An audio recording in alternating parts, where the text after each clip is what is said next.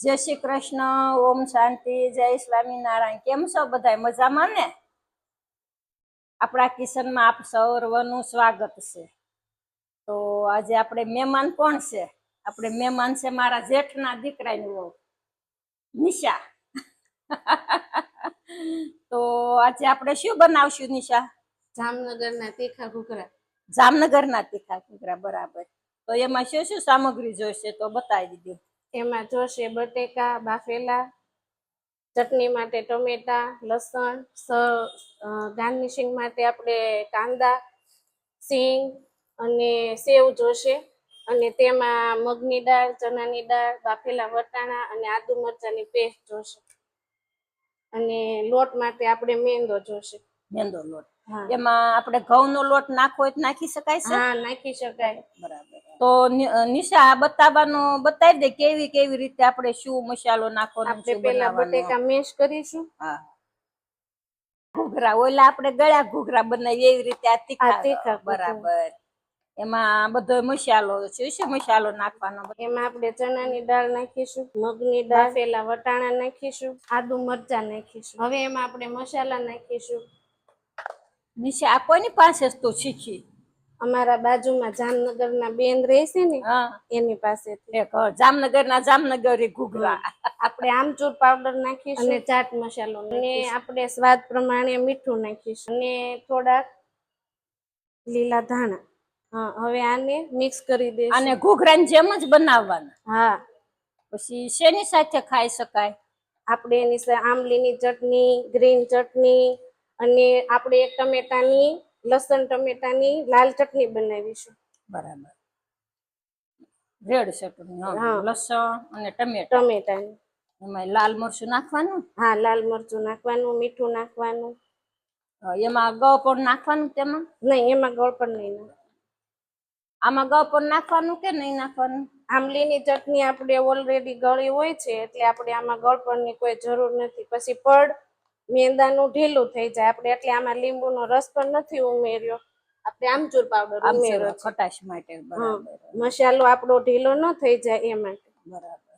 નરમ નહીં થવા દેવાનો મસાલો, કડક રાખવાનો. આ મિક્સ થઈ ગયું છે. હવે આપણે આના માટે મેંદાનો લોટ બાંધી લઈશું. હવે આપણે લોટ માટે મેંદાનો લોટ લેશું.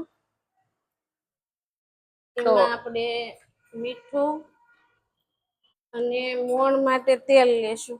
સ્વાદ અનુસાર મીઠું નાખવાનું. હા, કારણ કે બધા મસાલામાં તો મીઠું હોય જ. એટલે આપણે થોડુંક જોઈ લેવાનું કે વધી ન જાય. ચટણીમાં પણ આવે, એમાં પણ આવે.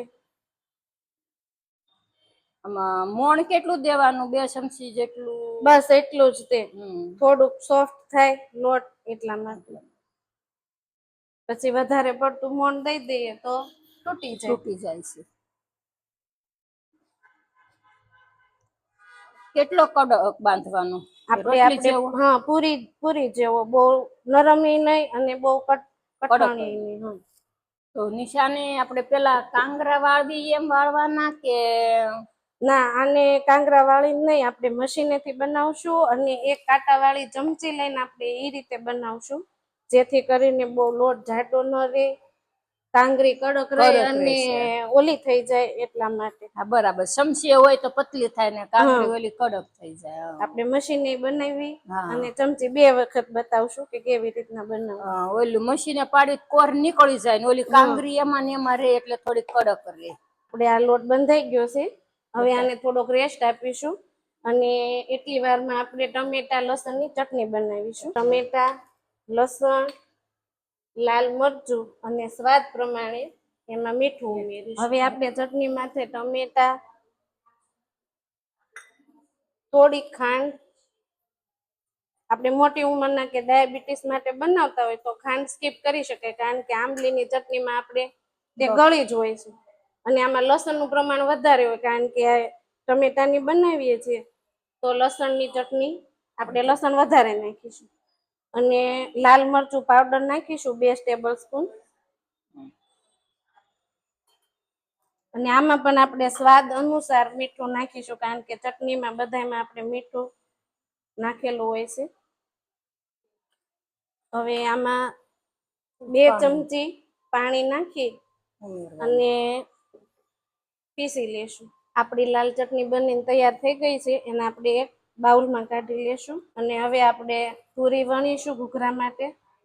ઘૂઘરા તૈયાર કરશું. હવે તેલ નાખીશું થોડુંક અને એને આપણે મિક્સ કરી લેશું સરસથી. લોટ તૈયાર થઈ ગયો છે. બાંધ્યા પછી કેટલો સમય રાખવાનો? 5 થી 10 મિનિટ ઇનફ છે, પણ કદાચ થોડુંક વધારે હોય તો ચાલે અને 5 મિનિટ થઈ હોય તોય ચાલે. 5 થી 10 મિનિટ રાખવાનું. હા, કોણ આવી જાય. લોટ બાંધી એકદમ તૈયાર થઈ ગયો છે. આપણે ગુંગળું માપનું લઈ પૂરી વણી લેશું. કેવી વણવાની, જાડી કે પતલી? બહુ જાડી નહીં બહુ પતલી નહીં, માપની. મધ્યમ રાખવાની. હા, રોટલી આપણે બનાવીએ એ રીતની. રીતની. તેલ મૂકી દેશું. આપણે ઘૂઘરા તૈયાર કરીએ તો તેલ આવી જાય. ઘૂઘરાનું મશીન લઈ ઠેકા મશીનમાં બનાવવાનું. હા, બરાબર. 2 વખત આપણે શીખીશું. 1 ચમચીએથી મસાલો ભરી દેશું.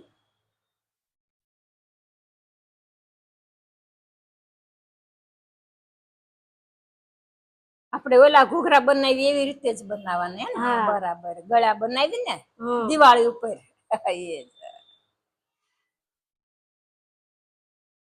મશીન થોડું પ્રેસ કરવાનું એટલે ખુલે ને. ખુલે. સરસ બન્યા છે. આપણે ચમચી વડે શીખીશું. એને પાટલી ઉપર મૂકી ફરતી કોર દબી. હા, ચમચી આમ પેક થઈ જાય. હા, અને કોર જાડી ન રહે.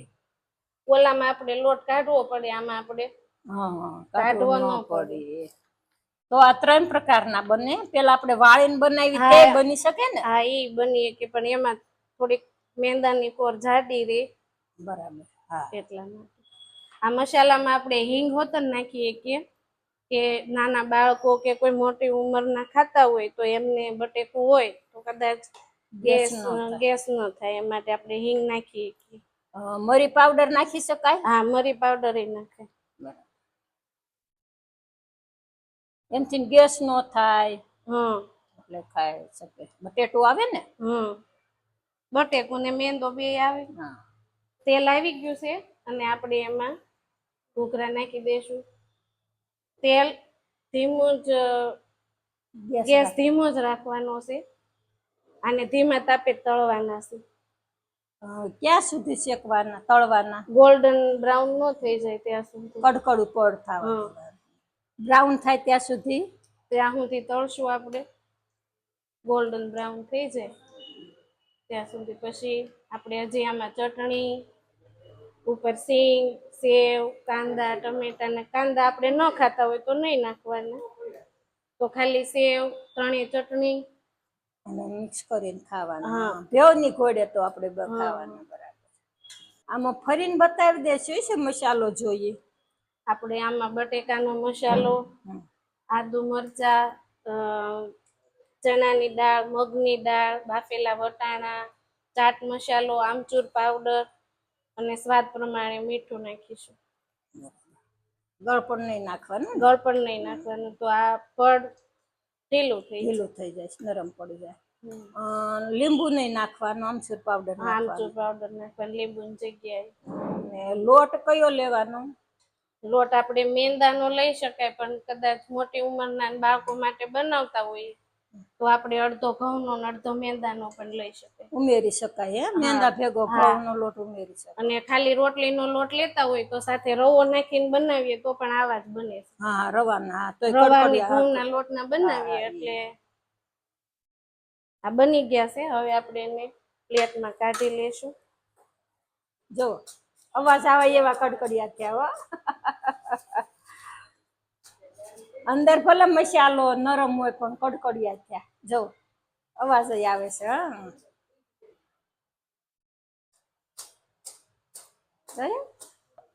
હવે આપણે એને સર્વ કરીશું. આવી રીતના થોડાક ખાડાઓ કરી એમાં તીખી ચટણી, લાલ ચટણી, ટમેટા લસણની ચટણી, આ ગ્રીન ચટણી આપણે ધાણા, ફુદીનો અને મરચું અને સિંગ દાણા જોઈએ તો સિંગદાણા ડાળિયા નાખીને થોડી ઘટ બનાવીશું. પછી આંબલીની ચટણી, એ આપણે ખજૂર ગોળ આંબલીની ચટણી બનાવી છે, જે આપણે રેગ્યુલર બનાવીએ છીએ. ઈ ચટણી આવે એટલે બધો સ્વાદ આવે. હા, આમાં જ ગળ પણ છે એટલે કદાચ કોઈને ડાયાબિટીસ મોટી ઉંમરના હોય હા, તો ઈ ન ચાલે. ખાઈ શકે, ઓછો ખજૂરિયો એટલે ખાઈ શકે, ગોળ હા. હોય ખાંડ હોય. પછી આપણે મસાલા સિંગ ઉમેરીશું તો વાંધો નહીં. સેવ અને ધાણા. જો આપણી રેસીપી થઈ ગઈ છે તૈયાર. તમે બનાવજો, અમે બનાવ્યા, તમે ફેમિલી સાથે મળીને જોઈજો અને બનાવીને ખાઈજો. તો અમારી ડીશ કેવી થઈ તો તમે અમને કોમેન્ટમાં કહેજો. આપણે નવા મહેમાન સાથે નવી રેસીપી મળીને કરીએ. Bye, thank you. શેર કરજો, સબસ્ક્રાઈબ કરજો અને લાઈક કરજો. મારો વિડીયો કેવો લાગ્યો એ કહેજો.